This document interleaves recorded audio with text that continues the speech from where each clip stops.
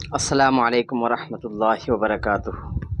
باب العلم انواریہ educational society اور مولانا سید عبد الواسع حسینی بخاری چشتی المعروف Amanullah Noorani, director of Jamia Anwariya Hyderabad India کے زیر اہتمام تفسیر مظہری سورۃ الانفال کی آیت نمبر 9 انشاءاللہ تعالی اس درس میں ہم جانیں گے، سنیں گے۔ اللہ تبارک و تعالیٰ سے دعا ہے کہ اللہ تبارک و تعالیٰ ہمیں قرآن و سنت پر عمل کرنے کی توفیق عطا فرمائے اور ہماری اس نشست کو قبول فرمائے اور مقبول عام بھی فرمائے۔ اور آپ حضرات سے گزارش ہے کہ ویڈیو دیکھا کریں تو پلیز لائک ضرور کریں، کیونکہ لائک کرنے کا یہ مطلب ہوگا کہ آپ جو قرآن و سنت سن رہے ہیں اس کو پسند بھی کرتے ہیں، اور انشاءاللہ تعالیٰ اس کا بھی ثواب آپ کو ملے گا۔ اعوذ باللہ من الشیطان الرجیم، بسم اللہ الرحمن الرحیم۔ اس سے پہلے ہم نے پڑھا کہ یہ تذکرہ چل رہا ہے غزوہ بدر کا، اور کس موقع پر یہ آیت نازل ہوئی اس کو اوپر بیان کیا گیا ہے۔ اگر آپ نے نہ دیکھا ہو تو اس سے پچھلا ویڈیو کلپ دیکھ سکتے ہیں آپ۔ اعوذ باللہ من الشیطان الرجیم، بسم اللہ الرحمن الرحیم۔ اذ تستغیثون ربکم فاستجاب لکم انی ممدکم بألف من الملائکۃ مردفین۔ یاد کرو جب تم فریاد کر رہے تھے اپنے رب سے تو سن لی اس نے تمہاری فریاد، اور فرمایا یقیناً میں مدد کرنے والا ہوں تمہاری 1000 فرشتوں کے ساتھ جو پے در پے آنے والے ہیں۔ پے در پے مطلب لگاتار ایک کے بعد ایک آنے والے ہیں۔ نمبر 1، اس تستغیثون ترکیب کلام میں از یعیدکم سے بدل ہے، یا یہ قول باری تعالی لیحق الحق کے متعلق ہے، یا پھر یہ فعل محذوف اذکر کے متعلق ہے،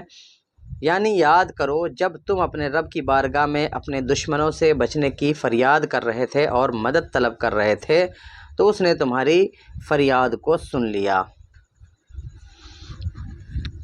نمبر 2، انی اصل میں بے انی تھا، حرف جار کو حذف کر دیا گیا اور فعل کو اس پر داخل کر دیا گیا، یعنی یقیناً میں تمہاری طرف بطور امداد اور تمہارے دفاع کے لیے اور تمہاری حفاظت کے لیے 1000 فرشتے بھیجوں گا۔ بیہقی رحمۃ اللہ تعالیٰ علیہ نے حضرت ابن عباس رضی اللہ تعالیٰ عنہ، حکیم ابن حزام اور ابراہیم تیمی رضی اللہ عنہم سے حضور نبی کریم صلی اللہ تعالیٰ علیہ وسلم کی حدیث دعا اور حضرت ابوبکر صدیق رضی اللہ تعالیٰ عنہ کا قول نقل کیا ہے۔ اس میں یہ بھی ہے کہ رسول اللہ صلی اللہ تعالیٰ علیہ وسلم عریش میں تھے۔ عریش وہ چھت نما بنایا گیا تھا جس پر رسول اللہ صلی اللہ تعالیٰ علیہ وسلم آرام فرما تھے، اور عریش کو ہمارے بہار کے علاقے میں مچان کہا جاتا ہے۔ تو کچھ لوگ اگر سمجھتے ہوں گے تو سمجھ جائیں گے، یعنی مچان عام طور پر کھیتوں میں بنایا جاتا ہے، جو بانس پر بنایا جاتا ہے اور اوپر بیٹھنے کا بنایا جاتا ہے، کھیت سے بہت اوپر، تاکہ دور سے لوگوں کو دیکھ سکیں کہ کون آ رہا ہے کون جا رہا ہے، کھیت میں کوئی جانور تو نہیں آیا ہے۔ اسی مقصد کے لیے حضور صلی اللہ تعالیٰ علیہ وسلم کے لیے عریش بنایا گیا تھا، تاکہ وہ میدان جنگ پر نظر رکھ سکیں۔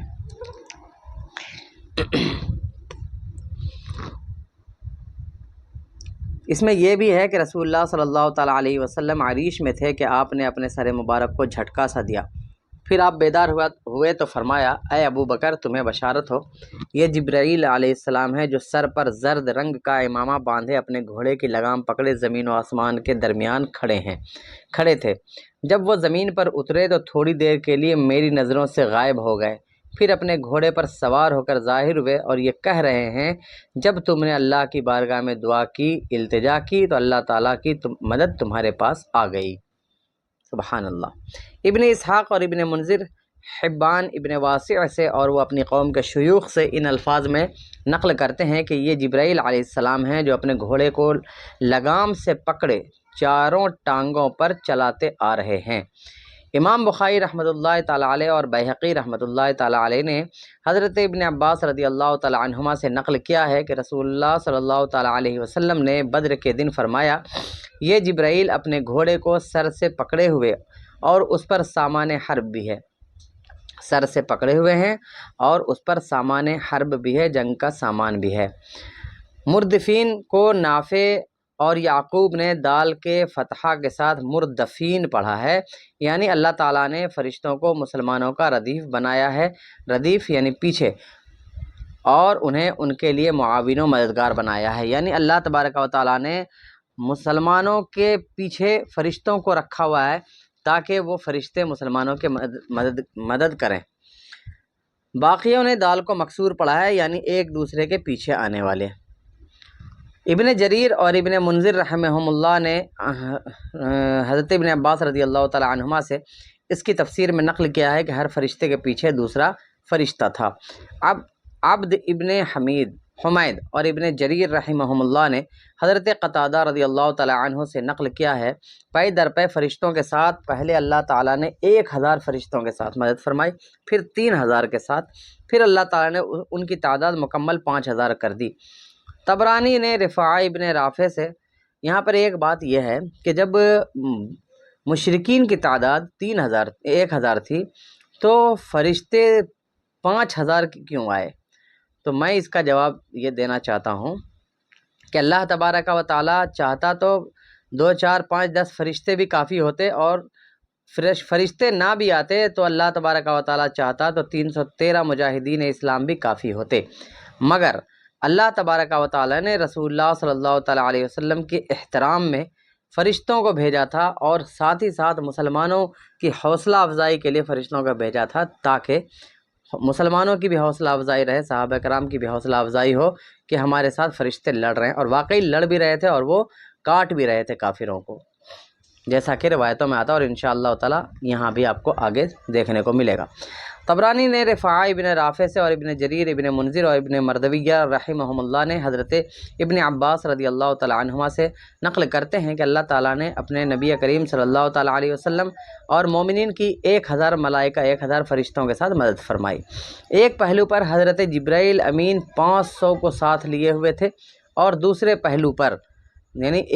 ایک جانب سے حضرت جبرائیل علیہ السلام 500 فرشتوں کو ساتھ لیے ہوئے تھے، اور دوسری جانب سے حضرت میکائیل علیہ السلام 500 کو اپنے ساتھ لیے ہوئے تھے۔ الحدیث ابن ابی حاتم نے شعبی رحمۃ اللہ تعالیٰ علیہ سے روایت کی ہے کہ رسول اللہ صلی اللہ تعالیٰ علیہ وسلم کو یہ خبر پہنچی کہ قرظ محاربی مشرکین کی امداد کرنے کا ارادہ رکھتا ہے۔ یہ خبر آپ صلی اللہ تعالیٰ علیہ وسلم پر انتہائی شاق گزری، یعنی آپ کو اس سے بہت تکلیف ہوئی، تو اللہ تعالیٰ نے یہ آیت نازل فرمائی، أَلَنْ يَكْفِيَكُمْ أَنْ يُمِدَّكُمْ رَبُّكُمْ بِثَلَاثَةِ آلَافٍ مِنَ الْمَلَائِكَةِ مُنزَلِينَ بَلَىٰ إِن تَصْبِرُوا وَتَتَّقُوا وَيَأْتُوكُم مِّن فَوْرِهِمْ هَٰذَا يُمْدِدْكُمْ رَبُّكُمْ بِخَمْسَةِ آلَافٍ مِنَ الْمَلَائِكَةِ مُصَوِّمِينَ۔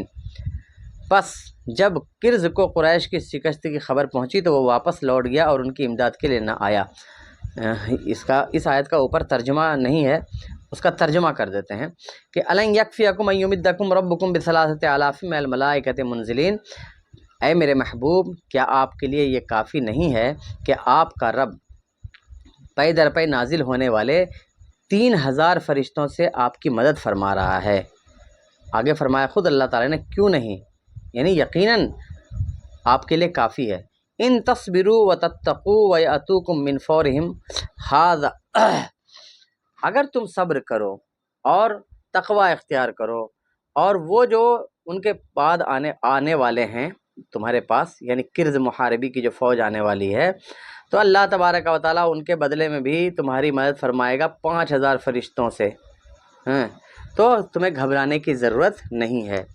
اور ابھی کرز آیا بھی نہیں تھا، اور اس کو جب قریش کی شکست کی خبر پہنچی تو وہ واپس لوٹ گیا اور ان کی امداد کے لیے نہ آیا۔ بس اللہ تعالیٰ نے بھی 5000 سے مدد نہیں فرمائی، بلکہ مسلمانوں کی امداد صرف 1000 فرشتے سے کی گئی، کیونکہ وہ آیا ہی نہیں، آتا تو 5000 بھی آ جاتے۔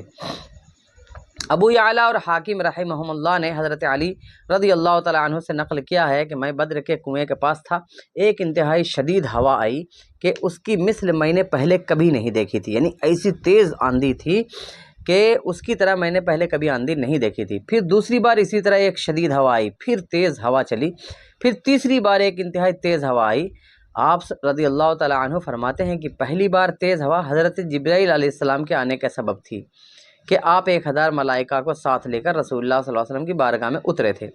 دوسری بار تیز ہوا حضرت میکائیل علیہ السلام کے اترنے کے سبب آئی کہ وہ 1000 فرشتوں کو لے کر رسول اللہ صلی اللہ تعالیٰ علیہ وسلم کی دائیں جانب اتر کر آئے۔ آپ صلی اللہ تعالیٰ علیہ وسلم کی دائیں جانب حضرت ابوبکر صدیق رضی اللہ تعالیٰ عنہ تھے۔ اور تیسری بار تیز ہوا حضرت اسرافیل علیہ السلام کے اترنے کے سبب آئی کہ وہ 1000 فرشتوں کو ساتھ لے کر رسول اللہ صلی اللہ تعالیٰ علیہ وسلم کی بائیں جانب اترے، اور آپ صلی اللہ تعالیٰ علیہ وسلم کی بائیں جانب میں تھا۔ بائیں جانب یعنی حضرت علی رضی اللہ تعالیٰ عنہ تھے بائیں جانب۔ اوپر والی آیت سے بھی ہمیں یہ سمجھ میں آتا ہے اَلَن یَکْفِیَکُمْ أَن یُمِدَّکُمْ رَبُّکُم بِثَلَاثَةِ آلَافٍ مِّنَ الْمَلَائِکَةِ مُنزَلِینَ، کہ جس سے یہ سمجھ میں آتا ہے کہ اللہ تبارک و تعالیٰ نے 3000 فرشتوں سے مدد فرمائی تھی۔ تو 1000 فرشتے حضرت جبرائیل علیہ السلام کے ساتھ آئے تھے، 1000 فرشتے حضرت میکائیل علیہ السلام کے ساتھ، اور 1000 فرشتے حضرت اسرافیل علیہ السلام کے ساتھ آئے تھے۔ احمد بزار اور حاکم رحمہم اللہ نے صحیح سند کے ساتھ حضرت علی رضی اللہ تعالیٰ عنہ سے نقل کیا ہے کہ رسول اللہ صلی اللہ تعالیٰ علیہ وسلم نے بدر کے دن مجھ سے اور ابو بکر رضی اللہ تعالیٰ عنہ سے فرمایا، ہم میں سے ایک کو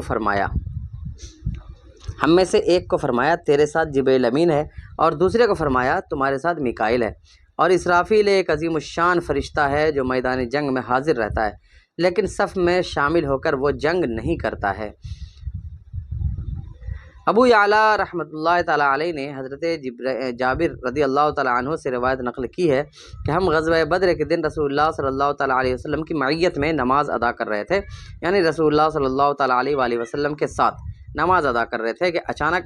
آپ صلی اللہ تعالیٰ علیہ وسلم نماز میں تبسم کنا ہوئے، یعنی آپ صلی اللہ تعالیٰ علیہ وسلم نماز میں مسکرانے لگے۔ یہاں پر ایک مسئلہ کی وضاحت ضروری ہے کہ مسکرانا اور ہنسنا، تبسم اور ضحک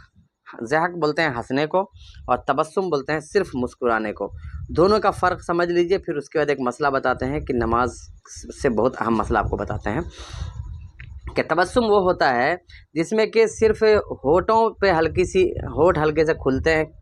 اور چہرے میں تھوڑی سی، جس کو ہم مسکراہٹ سے تعبیر کرتے ہیں، بتاتے ہیں کہ یہ مسکراہٹ ہے۔ اور ہنسنے میں جو ہے وہ کھل جاتا ہے، دانت، منہ کھل جاتا ہے، ہونٹ کھل جاتا ہے اور دانت نظر آنے لگتے ہیں، اس کو بولتے ہیں ہنسنا۔ تو اگر کوئی شخص نماز کے اندر ہنس دے، یعنی اس کے دانت کھل جائیں،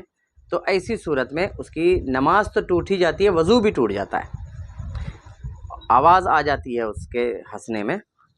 اسی کو قہقہا کہا گیا ہے، یعنی آواز آ گئی، وہ قہقہا ہو گیا، اور اس سے وضو بھی ٹوٹ جاتا ہے اور نماز بھی ٹوٹ جاتی ہے، اس کو پھر سے وضو کرنا ہے اور نئے سرے سے نماز بھی پڑھنی ہوتی ہے۔ اور رسول اللہ صلی اللہ تعالیٰ علیہ وسلم مسکرائے ہیں صرف، اور مسکرانے سے نہ وضو ٹوٹتا ہے اور نہ نماز ٹوٹتی ہے۔ تو رسول اللہ صلی اللہ تعالیٰ علیہ وسلم نماز سے فارغ ہونے کے بعد ہم نے عرض کی، یا رسول اللہ صلی اللہ علیہ وسلم، ہم نے آپ صلی اللہ تعالیٰ علیہ وسلم کو تبسم کرتے دیکھا ہے۔ آپ غور کیجئے، صحابہ کرام رسول اللہ صلی اللہ تعالیٰ علیہ وسلم کے پیچھے نماز پڑھتے تھے، اور ہم جانتے ہیں کہ نماز میں مقتدی جو ہے ان کی نظر ہونی چاہیے اپنے سجدہ گاہ کی طرف، جہاں پر ہم سجدہ کریں گے وہاں پر ہماری نظر ہونی چاہیے، لیکن صحابہ کرام کے سامنے تو خود کعبہ موجود تھا، کعبے کا کعبہ موجود ہے، تو وہ رسول اللہ صلی اللہ تعالیٰ علیہ وسلم کے چہرے کو دیکھتے رہتے تھے اگر ممکن ہوتا تھا تو، یعنی اپنا اصل قبلہ جو ہے یعنی بیت اللہ شریف، خانہ کعبہ، اپنا چہرہ اس سے بھی نہیں پھیرتے تھے، اور رسول اللہ صلی اللہ علیہ وسلم کے چہرے کی طرف بھی دیکھتے رہتے تھے۔ یعنی رسول اللہ صلی اللہ تعالیٰ علیہ وسلم کے چہرے کو نماز میں دیکھنا یہ غلط نہیں تھا، اگر غلط ہوتا تو رسول اللہ صلی اللہ علیہ وسلم ان کو منع کرتے، لیکن کسی بھی حدیث میں یہ ثابت نہیں ہے کہ آپ صلی اللہ تعالیٰ علیہ وسلم نے پوچھا ہو کہ تم میرے چہرے کو کیوں دیکھ رہے تھے نماز میں، جیسے کہ اس روایت میں دیکھ لیجئے کہ نماز سے فارغ ہونے کے بعد ہم نے عرض کی، یا رسول اللہ صلی اللہ علیہ وسلم، ہم نے آپ کو تبسم کرتے دیکھا ہے۔ تو یہاں پر اگر غلط ہوتا ان کو دیکھنا نماز میں تو آپ پوچھتے کہ تم دیکھے ہی کیوں،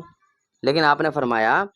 میرے پاس سے جبریل امین گزرے تھے، ان کے پروں پر گرد و غبار کے آثار تھے، اس وقت وہ قوم کے تعاقب سے واپس آ رہے تھے، یعنی جو قریش کے لوگ جو بھاگے تھے ان کا پیچھا کر کے واپس آئے، لہذا وہ میری طرف دیکھ کر مسکرائے اور میں نے ان کی طرف دیکھ کر تبسم فرمایا، یعنی جبریل علیہ السلام میری طرف دیکھ کے مسکرائے اور میں ان کی طرف دیکھ کر مسکرایا۔ جس سے ہمیں یہ معلوم ہوتا ہے کہ رسول اللہ صلی اللہ تعالی وسلم کی نظر بھی ہے، کیا نظر ہے جو ہم عام انسانوں کی نظر نہیں ہے۔ تو ہمیں اپنے نبی کو اپنے جیسا بشر ہرگز نہیں سمجھنا چاہیے، کیونکہ وہ نبی ہیں اور ہم امتی ہیں۔ امتی اور نبی ایک جیسے کیسے ہو سکتے ہیں؟ بشر اگرچہ ہیں لیکن ہم ان کے جیسے بشر ہرگز نہیں ہو سکتے ہیں۔ ابن سعد اور ابو الشیخ نے عطیہ ابن قیس رحمہم اللہ سے نقل کیا ہے کہ جب رسول اللہ صلی اللہ تعالیٰ علیہ وآلہ وسلم بدر کی لڑائی سے فارغ ہو گئے تو جبرائیل امین علیہ السلام سرخ رنگ کی گھوڑی پر سوار ہو کر حاضر خدمت ہوئے۔ لال رنگ کی گھوڑی پر سوار ہو کر حاضر خدمت ہوئے۔ آپ زرہ پہنے ہوئے تھے اور نیزہ پکڑے ہوئے تھے۔ حضرت جبرائیل علیہ السلام آ کر عرض کی، اے محمد صلی اللہ تعالیٰ علیہ وسلم، مجھے اللہ تعالیٰ نے آپ صلی اللہ تعالیٰ علیہ وسلم کی طرف بھیجا ہے اور حکم فرمایا ہے کہ میں آپ صلی اللہ تعالیٰ علیہ وآلہ وسلم سے جدا نہ ہوں یہاں تک کہ آپ راضی ہو جائیں۔ یعنی خدا کی رضا چاہتا ہے دو عالم اور خدا چاہتا ہے رضا محمد صلی اللہ تعالیٰ علیہ وسلم۔ آپ صلی اللہ تعالیٰ علیہ وسلم فرمائیے، کیا آپ خوش اور راضی ہیں؟ یہ حضرت جبرائیل علیہ السلام یعنی اجازت لے رہے ہیں کہ اگر آپ راضی ہیں تب میں یہاں سے جاؤں گا، کیونکہ اللہ تعالیٰ نے مجھے آپ کے راضی ہونے تک آپ کے ساتھ رہنے کا حکم دیا ہے۔ آپ صلی اللہ علیہ وسلم نے فرمایا، جی ہاں میں راضی ہوں۔ چنانچہ پھر وہ واپس چلے گئے اجازت لے کر۔ فائدہ: بعض فرشتے بعض لوگوں کے سامنے انسانی شکل میں ظاہر ہوئے تھے۔ ابراہیم حرسی ابو سفیان ابن حارث سے روایت نقل کرتے ہیں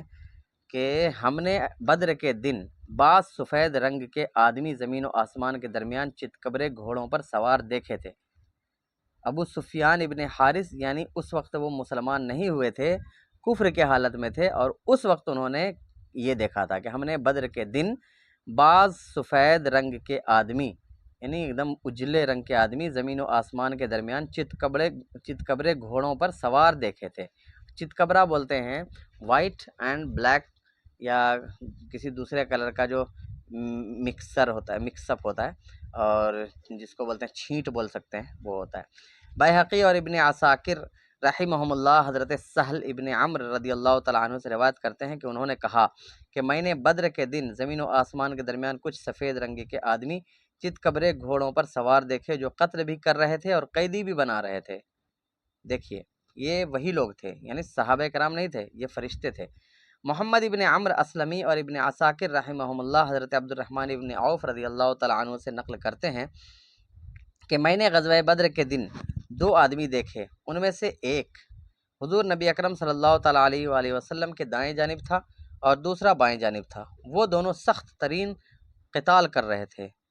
سخت ترین یعنی بہت زیادہ جنگ کر رہے تھے۔ پھر ایک تیسرا آدمی آپ صلی اللہ تعالیٰ علیہ وسلم کے پیچھے آ گیا، پھر آپ صلی اللہ تعالیٰ علیہ وسلم کے سامنے ایک چوتھا آدمی آ گیا، یعنی فرشتوں کا گھیرا تھا کہ رسول اللہ صلی اللہ تعالیٰ علیہ وسلم تک کوئی تیر تلوار کچھ بھی آ نہیں سکتا تھا۔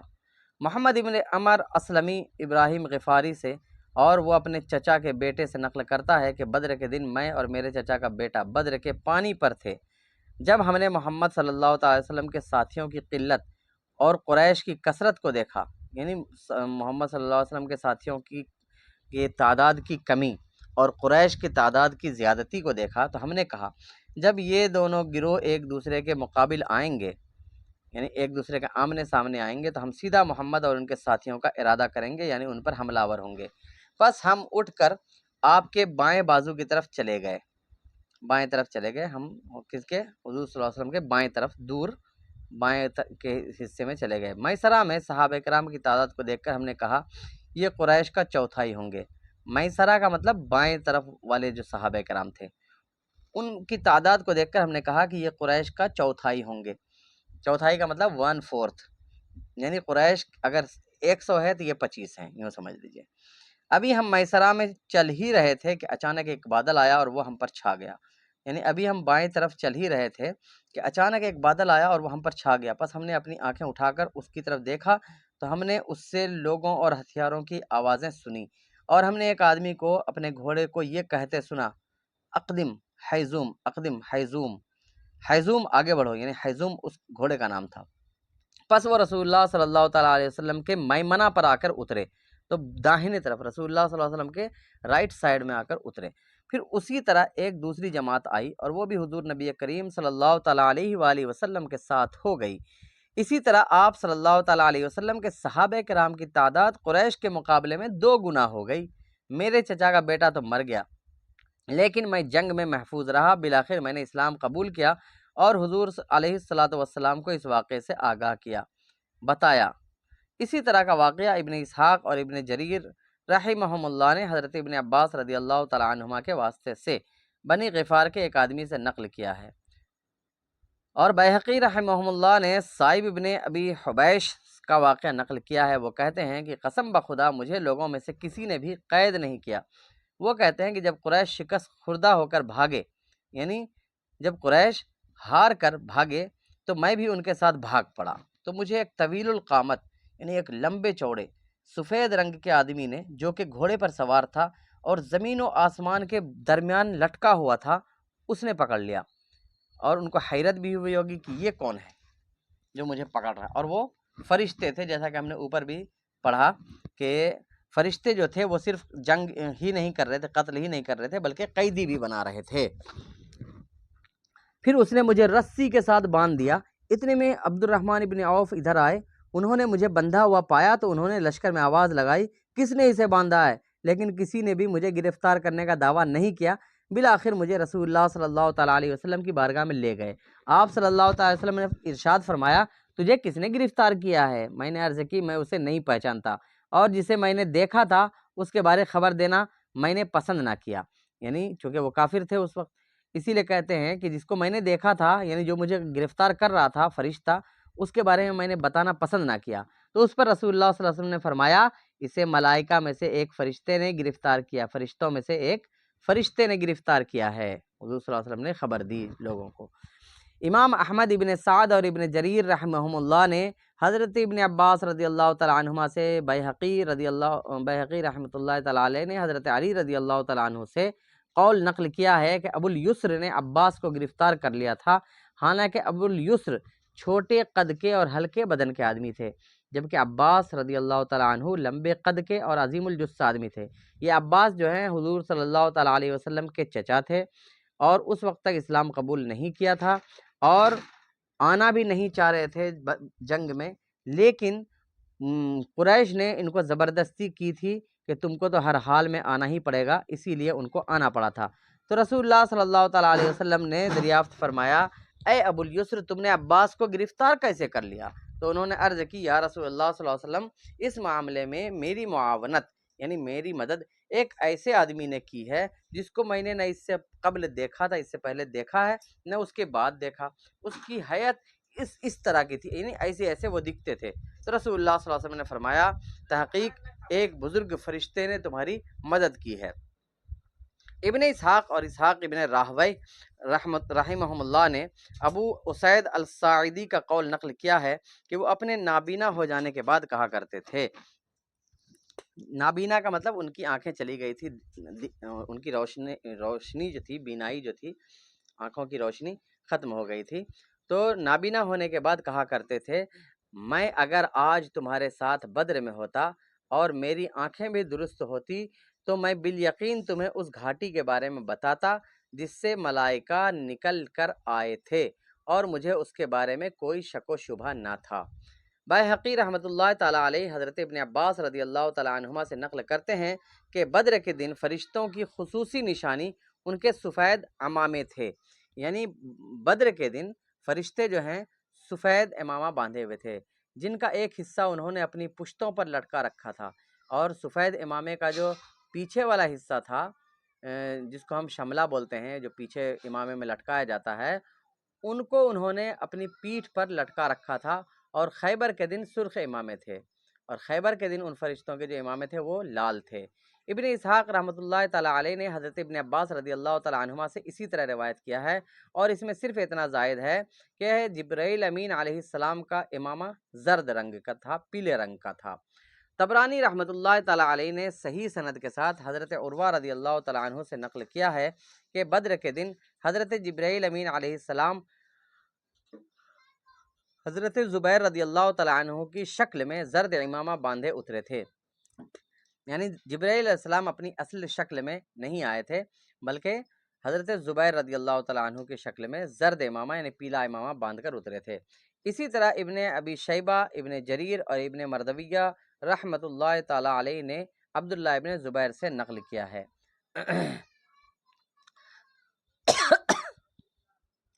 طبرانی اور ابن مردویہ نے ضعیف سند کے ساتھ حضرت ابن عباس رضی اللہ تعالی عنہما سے مرفوع قول نقل کیا ہے کہ قول باری تعالی مصومین کا معنی معلمین نشان زدہ ہے، یعنی نشان لگایا ہوا۔ بدر کے دن فرشتوں کی خصوصی نشانی سیاہ امامے اور احد کے دن سرخ امامے تھے۔ ابن سعد نے لکھا ہے کہ بدر کے دن فرشتوں کی نشانی سبز، زرد اور سرخ نورانی امامے تھے۔ سبز مانے ہرا، زرد مانے پیلا اور سرخ مانے لال نورانی امامے تھے، جن کا ایک حصہ انہوں نے اپنے کندھوں کے درمیان لٹکا رکھا تھا، یعنی کندھوں پر تھا، اور ایک پشت کی بھی روایت آئی ہے، یعنی ایک حصہ پشت پر تھا اور ایک کندھے پر تھا۔ اور انہوں نے اپنے گھوڑوں کی پیشانیوں پر بطور کلغی اون باندھ رکھا تھا، اور ان کے گھوڑوں کی پیشانی پر اون بھی باندھا ہوا تھا، اور وہ چتکبرے گھوڑے پر سوار تھے۔ رسول اللہ صلی اللہ تعالیٰ علیہ وسلم نے صحابہ کرام کو ارشاد فرمایا کہ ملائکہ نے خصوصی نشانی مقرر کر لی ہے، تم بھی اسے ہی نشانی بنا لو۔ پس لوگوں نے بطور کلغی اون کو اپنے سروں کے بیچ میں اور ٹوپیوں میں باندھ لیا۔ سبحان اللہ۔ تو ہم نے سورہ انفال آیت نمبر 9 کی تفسیر ملاحظہ کر لی ہے۔ اللہ تبارک و تعالیٰ سے دعا ہے کہ اللہ تبارک و تعالیٰ ہم تمام لوگوں کو رسول اللہ صلی اللہ تعالیٰ علیہ وسلم کا سچا پکا عاشق اور خادم بنائے، اور ہم تمام لوگوں کو شریعت مطہرہ پر عمل کرنے والا بنائے۔ السلام علیکم ورحمۃ اللہ وبرکاتہ۔